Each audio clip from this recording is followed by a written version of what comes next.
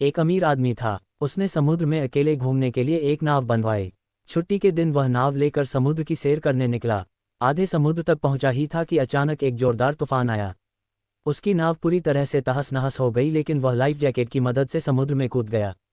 जब तूफान शांत हुआ तब वह तैरता तैरता एक टापू पर पहुंचा, लेकिन वहां भी कोई नहीं था। टापू के चारों ओर समुद्र के अलावा कुछ भी नजर नहीं आ रहा था। उस आदमी ने सोचा कि जब मैंने पूरी जिंदगी में किसी का कभी भी बुरा नहीं किया तो मेरे साथ ऐसा क्यों हुआ। उस आदमी को लगा कि भगवान ने मौत से बचाया तो आगे का रास्ता भी भगवान ही बताएगा। धीरे धीरे वह वहां पर उगे झाड़ पत्ते खाकर दिन बिताने लगा। अब धीरे धीरे उसकी श्रद्धा टूटने लगी, भगवान पर से उसका विश्वास उठ गया। उसको लगा कि इस दुनिया में भगवान है ही नहीं। फिर उसने सोचा कि अब पूरी जिंदगी यही इस टापू पर ही बितानी है तो क्यों ना एक झोपड़ी बना लूं। फिर उसने झाड़ की डालियों और पत्तों से एक छोटी सी झोपड़ी बनाई। उसने मन ही मन कहा कि आज से झोपड़ी में सोने को मिलेगा, आज से बाहर नहीं सोना पड़ेगा।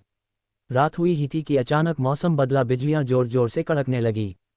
तभी अचानक एक बिजली उस झोपड़ी पर आ गिरी और झोपड़ी धधकते हुए जलने लगी। ये देखकर वह आदमी टूट गया। आसमान की तरफ देखकर बोला, तू भगवान नहीं, राक्षस है।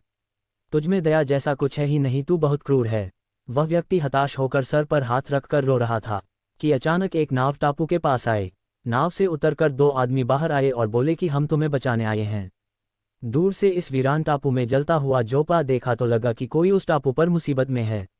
अगर तुम अपनी झोपड़ी नहीं जलाते तो हमें पता नहीं चलता कि टापू पर कोई है। उस आदमी की आंखों से आंसू गिरने लगे। उसने ईश्वर से माफी मांगी और बोला कि मुझे क्या पता कि आपने मुझे बचाने के लिए मेरी झोपड़ी जलाई थी। सीख दिन चाहे सुख के हों या दुख के, भगवान अपने भक्तों के साथ हमेशा रहते हैं। इसलिए हमें कभी भी निराश नहीं होना चाहिए। जो हो रहा है उसे भगवान की मर्जी समझकर होने देना चाहिए और भरोसा रखना चाहिए।